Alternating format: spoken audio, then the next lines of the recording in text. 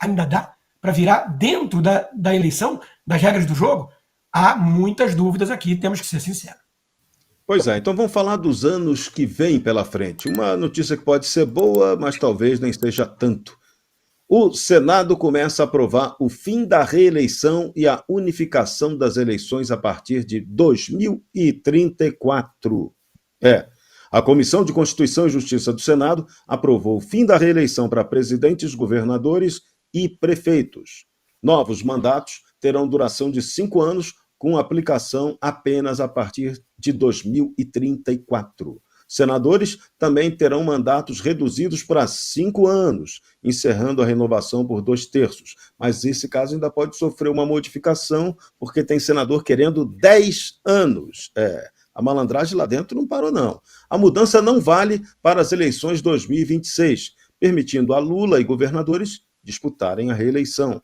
O relator do caso alegou que a reeleição estimula uma agenda imediatista e prejudica projetos de longo prazo. O projeto ainda depende de aprovação em plenário e outras etapas em tramitação, vai para a Câmara, vai ser aquela novela. Mas acabar com a reeleição, Rodrigo Constantino, é uma boa, né? Esse negócio prejudicou o Brasil demais desde Fernando Henrique Cardoso, né? Serrão, eu tendo a concordar, mas não acho que isso resolve muitas coisas, não. Primeiro porque todos eles vão querer fazer o seu sucessor e aí vão usar a máquina pública e tudo da forma desavergonhada como costumam usar para fazer o sucessor, mesmo que não possa ser ele, candidato à reeleição. Essa reforma política me parece meio cosmética, muda daqui um pouco, muda dali um pouco, e ainda tem essas pegadinhas, essas jabuticabas aí de 10 anos de Senado, que é um absurdo. Reforma política para valer, nenhum desses caciques quer aprovar. Voto distrital para aproximar o representante do povo, que é quem o elege, descentralização do poder, eles não querem.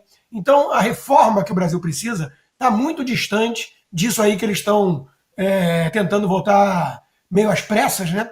Para atender alguns interesses que não são, para variar, o do povo brasileiro. Agora no Bradock Show vamos dar uma notícia boa, mas boa. Boa para petista, para petralha. Lula revelou a ministros e dirigentes do PT que será candidato à reeleição em 2026. Ele disse: só perco essa eleição para mim mesmo. O presidente descarta seguir exemplo de Alberto Fernandes, que desistiu de tentar a reeleição na Argentina. O Planalto minimiza pesquisas que apontam o desgaste do governo e já acredita que a economia vai melhorar até outubro de 2026. Lula articula o apoio do MDB para sua coligação, enfrentando a resistência de Michel Temer, que os petistas chamam de golpista, e também de Ricardo Nunes, prefeito de São Paulo, que também não deseja embarcar nessa. O presidente Lula também se envolve em eleições internas do PT, apoiando Edinho Silva para a presidência do partido, para tentar dar uma acalmada no clima ali de dentro. Mas, Carlo Cauti, esse otimismo do Lula, eu gostaria de saber se você também compartilha. A economia, do jeito que ela está hoje, vai melhorar até o fim de 2026 para Lula ter toda a força reeleitoral? Eu não sei se é alguma forma de wishful thinking, né, de pensamento positivo, aquele negócio meio, sabe, vendedor de objetos, meio de ocultismo na Paulista de domingo, sabe, ou se é apenas senilidade, né, não sei se o que Brasil que o Lula está vendo, não sei se ele também tem algum tipo de barreira mental que impede de entender que foi vaiado há poucas horas antes da declaração, durante o encontro com prefeitos, que são aqueles que têm a ponta, que estão em contato direto com a população e que sentem as dores, as reclamações do povo e que vão descontar aonde? Lá em Brasília. Ele foi vaiado não uma, mas 2 vezes pelos prefeitos brasileiros reunidos. Ele não consegue andar sozinho, não consegue caminhar por 2 quarteirões em São Paulo sem tomar sonoras vaias, né, pelas pessoas normais, não precisa ser perigosos bolsonaristas, reacionários, fascistas, com X, né, como dizem coleguinhas da rede do Plim Plim. Pessoas normais que simplesmente percebem que o Brasil está pior do que 3 anos atrás. Pessoas que vão fazer compras e que são obrigadas a comprar cada vez menos alimentos, pessoas que são obrigadas a pagar cada vez mais caro para serviços básicos, pessoas que sofrem com a criminalidade no Brasil, e vem um presidente que, ao invés de tentar resolver os problemas, ao invés de tentar melhorar a condição de vida da população, é jogado ou no populismo mais desenfreado, né, e sem vergonha, como esse, dessa canetada que deu hoje no setor elétrico, ou pior ainda, visitando ditadores muito amigos, como a Rússia de Putin, onde visualizou, onde participou de uma parada militar, ou a China de Xi Jinping, e nisso tudo tomando calote do outro amigo lá na Venezuela, Nicolás Maduro, que não vai devolver o dinheiro dos próprios brasileiros. Qual que é o resultado disso? E disso tudo, né, cerejinha no bolo, temos a Janja, que está torrando dinheiro público enquanto a carga tributária do brasileiro médio não para de subir. Então, o que esperar? O que esperar desse cenário? Onde o Lula acha que vai obter votos em 2026? Detalhe para terminar, Serrão. O Lula pode dizer o que bem entender, o mercado tem outra visão. Ontem, o Morgan Stanley soltou um relatório para seus clientes, o que eu tive acesso, dizendo que está na hora de comprar Bolsa Brasileira. Quando eu li aquele negócio, eu falei, mas peraí, como assim? O Morgan Stanley dizendo que está na hora de comprar Bolsa Brasileira? Fui ler o relatório, por quê? Porque, segundo eles, a partir de 2026, as dinâmicas políticas mudarão e, portanto, o Brasil vai voltar em um caminho do crescimento econômico equilibrado e sustentável. Ou seja, o Morgan Stanley já está precificando que em 26 teremos uma mudança de governo, porque com esse governo, com certeza, a Bolsa não vai continuar subindo como deveria. Curioso. Bruno Alemã, parece que os banqueiros internacionais estão acreditando nessa história da possibilidade do presidente de centro? Seria isso? Olha, provavelmente algum nome possa aparecer para poder acalmar e colocar panos quentes, até porque a imagem do Brasil no exterior ela ficou muito desgastada, não apenas com Lula, como também todo o papelão criado por essa primeira-dama que aí está, que, enfim, né, a gente não precisa comentar sobre ela, né? Mas o ponto, né, que a gente precisa falar sobre toda essa questão que envolve Lula, a gente tem que lembrar uma coisa muito importante, Serrão. O PT não criou nenhum tipo de liderança que pudesse acompanhar o Lula. Esse é o ponto fundamental e por que o Lula se vê obrigado a participar de uma eleição com 81 anos. É fato fundamental e notório. Quem é a figura hoje petista de esquerda que substituiria Lula? Talvez Guilherme Boulos. As eleições agora de São Paulo mostraram uma rejeição absurda. Talvez aquele garotinho mimado prefeito de Recife, mas ele pertence a um outro bloco, um pouco mais tucano, que é o PSB, não é tão esquerda revolucionária. Então tudo isso tem mostrado uma certa fragilidade do PT, que acaba culminando, e vejam vocês, com uma imagem desgastada de Lula, com uma incerteza, uma insegurança dos investidores e, principalmente, né, ninguém quer embalar um filho feio como essa última gestão petista. E vale ressaltar uma coisa, com o pior ministro que o Brasil já teve sentado na Fazenda. É isso. Quero fazer a provocação para você.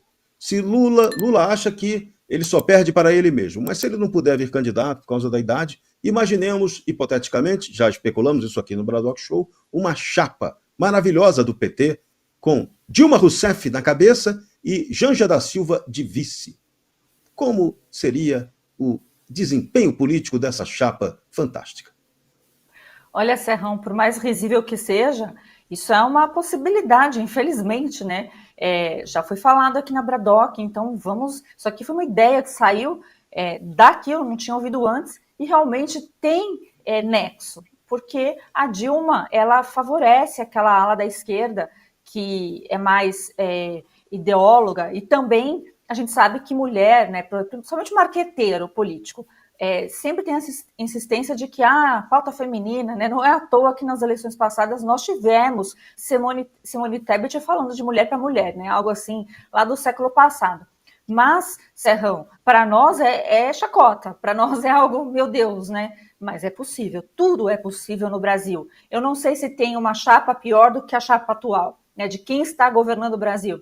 O Bruno estava falando aí do Haddad e realmente toda vez que eu lembro, né, porque tem tantos problemas no Brasil atual, mas quando eu lembro que é o Haddad, o pior prefeito, aquele que toca violão e finge, né, que tem um bom relacionamento com o pessoal do mercado financeiro, que está aí cuidando da nossa pauta econômica, que o ano que vem a única chance de dar certo, ou com Lula, já bem, né, idoso, ou com Dilma, já pensou uma chapa pura, Dilma e Janja, Dilma e Gleice, sei lá quem seria a vice, vai precisar fazer muito campanha popular, né, então vai usar dinheiro, nem sei de onde, né, para o ano que vem poder viabilizar essa candidatura. Então, eu tenho medo do futuro, porque a gente já viu isso no passado. Esse é sempre o perigo. Então vamos falar de um futuro do presente que está esquisito para burro. O estudo do Instituto Pacto contra a Fome está revelando que 70% dos brasileiros não têm renda suficiente para comprar uma cesta básica com alimentos saudáveis. O custo médio de uma cesta básica completa por pessoa chega a R$ 432 mensais, representando mais de 21% da renda média individual no país.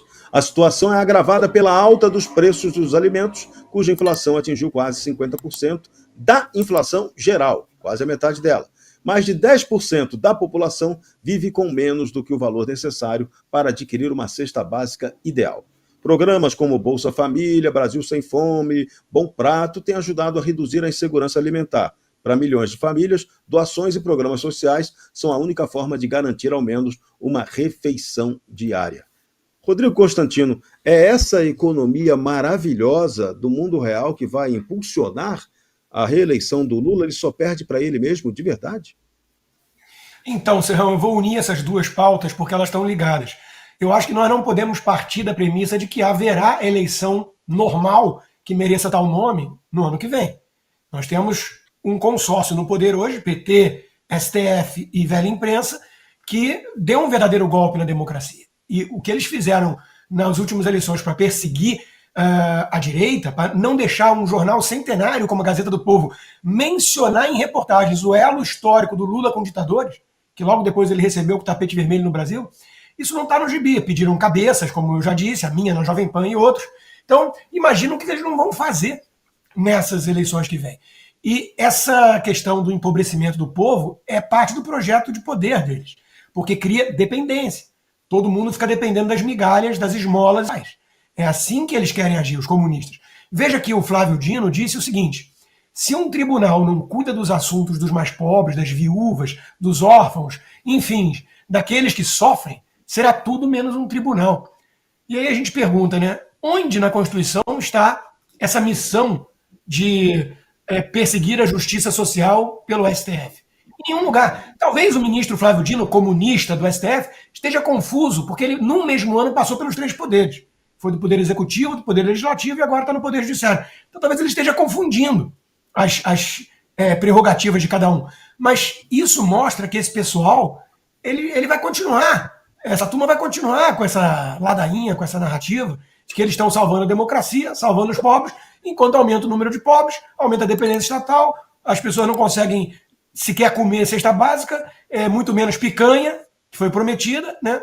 E por aí vai. Seguimos na rota da destruição, como vinha a Argentina dos lulistas, do Fernandes e companhia, só que na Argentina não havia um aparelhamento como temos no Brasil na Suprema Corte. Ali foi possível reverter com a vitória do Milei, que eles acharam que essa catástrofe está melhorando tudo. E no Brasil, ainda dá para virar dentro da eleição, das regras do jogo? Há muitas dúvidas aqui, temos que ser sinceros. Carlo Caucci, eu vou perguntar para você. Além desse problema do brasileiro não ter grana para comprar cesta básica, temos um outro que é muito mais grave ou tão grave quanto: o endividamento descontrolado das famílias no Brasil. O troço está fora de controle total, né? Não só o endividamento, Serrão, a inadimplência é o maior problema. Um brasileiro a cada dois, um brasileiro adulto a cada dois, está dando calote em suas dívidas. Não porque são malvados, mas porque não tem condição de pagar. Porque quando você ganha 2 mil, 3 mil reais e precisa encarar um supermercado, pelo menos 4 vezes ao mês, fazer a compra da semana, precisa encarar um tanque de gasolina que custa no mínimo 200, 300 ou mais reais. Depende do estado, claro. Se precisa encarar transporte público cada vez mais caro, se precisa encarar também, né, o aumento da carga tributária em vários âmbitos, não vai sobrar mais nada, não vai sobrar mais nada. E com isso, então, você tem que fazer a escolha, vai ter que fazer uma escolha entre comprar comida para a sua família ou pagar as dívidas que você tem com o banco, com financeiras, etc. É óbvio que os brasileiros vão escolher alimentar as suas famílias, e com isso a inadimplência não para de subir. Hoje temos 46, quase 47% dos brasileiros que estão inadimplentes, pontas de 60%, por exemplo, no estado do Amapá. No Rio de Janeiro, 55%. Até em Brasília, até no Distrito Federal, é 60% quase dos brasileiros que são inadimplentes. Ou seja, é uma catástrofe social aquilo que estamos vendo aqui no Brasil. É óbvio que a popularidade do governo não para de cair. Assim, em um país, no país que eles descrevem, né? Onde a economia está bombando, onde temos investimentos chineses que vão chegar, onde a renda média do brasileiro está aumentando, etc. Num país desse, o presidente deveria ter 200% de popularidade, né? Deveria ser reeleito nos braços do povo, não deveria ter eleição, deveria ser por aclamação, deveria ser um plebiscito, né? Algo quase glorioso. Então por que o Lula não consegue sequer atravessar a rua na Paulista sem tomar vaias que se ouvem da Consolação até o Paraíso? Por que o Lula precisa usar, Lula e todos os ministros do seu governo e do STF também, precisam usar jatinhos até para andar de um bairro para o outro quase, entre o Rio de Janeiro ou Brasília também? Porque Lula disse que ele se movimenta só de helicóptero em Brasília. Por que eles têm tanto medo do teste das ruas? Imagina só se a gente tivesse no Brasil, este ano, no ano que vem, a inauguração de uma Copa do Mundo ou de um jogo pan-americano, como foi em 2007. O estádio viria abaixo pela tamanha das vaias, pelos decibéis que a população mostraria vaiando o presidente. Então, assim, o Brasil real da população, das pessoas indignadas, contra o Brasil imaginário do Lula, da Janja e da turma que acha que o Palácio do Planalto se tornou uma grande Versailles dos trópicos.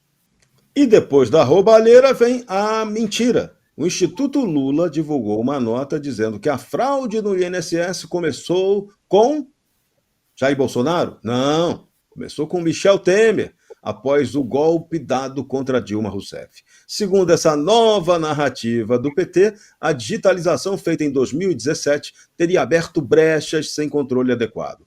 Lula também culpa Bolsonaro e afirma que só em seu governo a Polícia Federal investigou o caso. Mentira.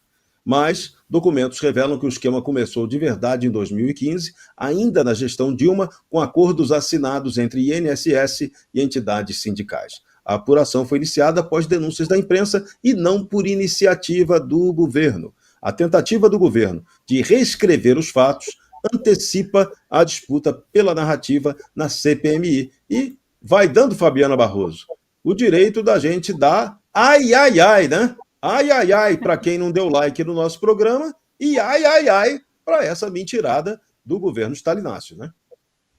Olha, Serrão, hoje eu não estou com a minha caneca ai, ai, ai, que eu já queria ter utilizado quando você foi provocado aqui pelo Denis, que sempre contribui. Queria ter mostrado a caneca, mas não estou com ela. Então, considere-se, quem estiver vendo, assistindo agora, neste exato momento, estou dando um mega ai, ai, ai, porque cadê os likes? Primeiro a gente precisa falar disso, porque todo mundo trabalha por um objetivo. E o nosso aqui, se você não puder contribuir, olha que coisa fácil. Não cai o dedo e é de graça, é só dar o like, joinha, gente, por favor. Vamos nessa, porque os algoritmos aqui desta plataforma que a gente está falando não está nos favorecendo, tá, gente? Está uns números bizarros e precisamos de comentários e espalhar isso no grupo da família de vocês, porque nós somos uma grande família. Agora, para lembrar do assunto mesmo, tô brincando, eu sei o assunto, Serrão. Em relação ao Temer, não é? Essa narrativa sempre houve, né? O Temer já esteve ali na presidência da República legitimamente, após, né, um processo jurídico todinho, ele era vice, e a gente sempre ouviu que era golpe, né? Era golpe. E o golpe continua, né? Para eles jamais vai passar. Só que assim, eu ando tão na bronca com o Temer, né, do filho não tão pródigo que ele nos deixou, tive que parar aqui a palavra, mas que eu não consigo verbalizar. Né? Nessa hora eu tenho vontade de abraçar um petista para ver se ele melhora e dizer que nós temos algo em comum, né? Que é essa aversão por esses políticos do Centrão.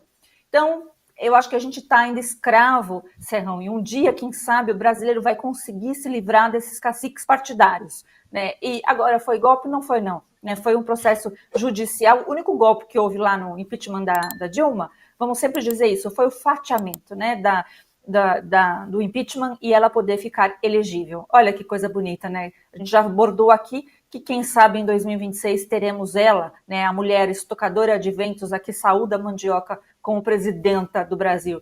É bastante humilhante.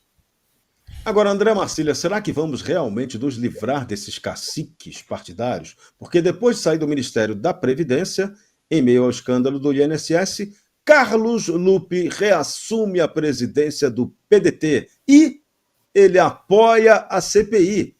Exige, contudo, que as investigações alcancem também o governo Bolsonaro. O Lupe nega qualquer responsabilidade, mesmo após aquela reunião em 2023 que alertou sobre os descontos ilegais e ele nada fez.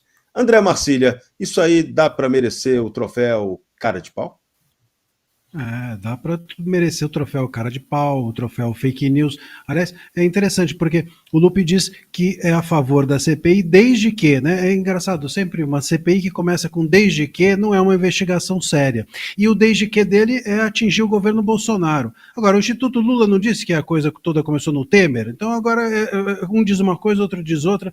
É engraçado como isso tudo gira em torno, claro, de uma narrativa mentirosa. A gente está aqui às voltas com um mercado de mentiras para influenciar, tentar impactar nas eleições favoravelmente ao governo Lula. Né? Esse é o ponto. A gente tem provavelmente aqui o Sidônio por trás de tudo isso e uma tentativa de fazer com que as pessoas comprem uma verdade, a verdade que eles querem, mas não a verdade que realmente existe. Veja, se você descobre um escândalo, se você é um homem público, se você tem umbridade pública, se você é um estadista, como as pessoas gostam muitas vezes de dizer, as pessoas de esquerda, de dizer do Lula, se você é um estadista, no momento em que você é revelado o escândalo dentro do teu governo, você não sai distribuindo a culpa para os outros, você assume a culpa e depois você pensa, bom, depois que eu limpei aqui o terreno, eu vou olhar se isso também atingiu outros governos. Mas não, eu descubro um rombo gigantesco, bilionário dentro do meu governo, e antes de investigar, e antes de verificar